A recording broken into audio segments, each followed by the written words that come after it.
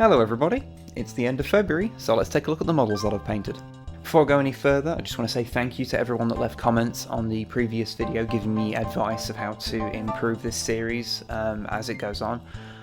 I mean, I'm not going to, change anything or follow any of that advice, but it was really good advice. Okay, all joking aside, I have actually integrated several little things that were mentioned in the comments of the last video into this video, so earnestly thank you. But that said, let's see the models. Hey, remember last month when I said I'd be painting orcs unless I got distracted? Well, guess who got distracted?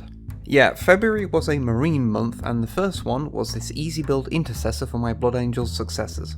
He's the first model I've painted that was base coated with lead belcher spray rather than black or white, so that was interesting. It probably saved me a lot of time, but Primaris just seemed to take ages when painting them anyway, so I didn't really notice. I think it's all those extra panels on the armour, it just eats time edge highlighting it all. Regardless, since this is just an intercessor, I shall use this segment to briefly complain about how the easy build range is weirdly difficult to put together.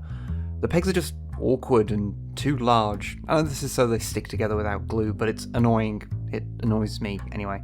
Oh, and just in case you happen to notice, I use numerals on my marines to represent company rather than squad.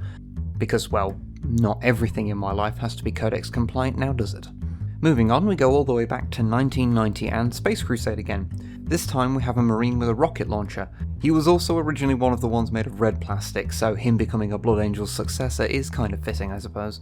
He was pretty quick to paint since there's not a great amount of detail on him, but I did notice something interesting. He has no skulls on him. There's just a blank circle in the middle of his chest where you'd expect one to be.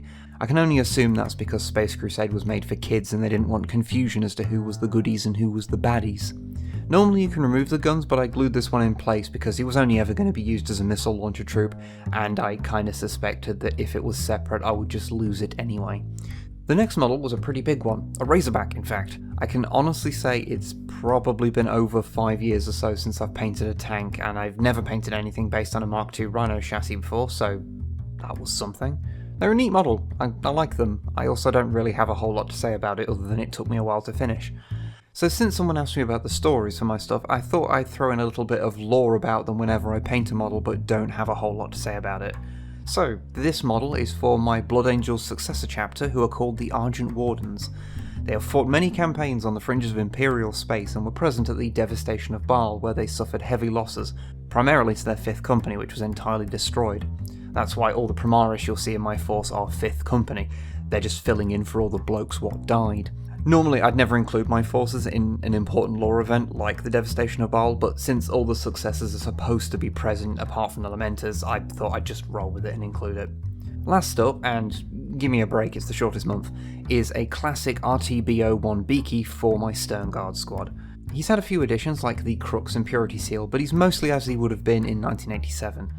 I've painted one before for a jet bike, but this is the first time I've painted one with the original arms, and I just want to say, those shoulder studs, they are not very defined. I do not like them.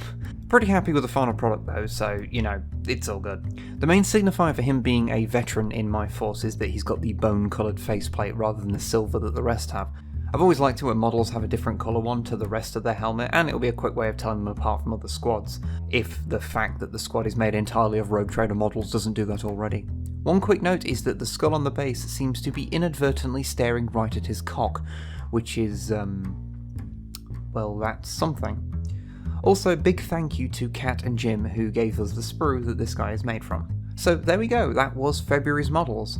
Kinda hoped I'd get more done, but I guess one of the things I painted was a tank, and that does require a fair amount of time. It was suggested that I maybe keep track of how many models I've painted against how many I've built but not painted this year. However, I thought a more fitting one for me would be models painted against models bought, because that's more my issue. So far this year I've painted 9 models and have bought, if we include the Sanguinary Guard that I'm not allowed to touch yet, 6 models, so I'm currently 3 ahead. Let's just hope I can increase that lead significantly by the end of the year. I'll also be including a shot of what I've currently painted this year in total at the end of each video from now on, mostly because I just like the idea of seeing it increase in each video, sort of like checking the trophy room in Smash Bros. Melee and seeing the collection slowly amass over time. Anyway, I'll see you next month, and who knows, maybe I'll have even painted those orcs by then.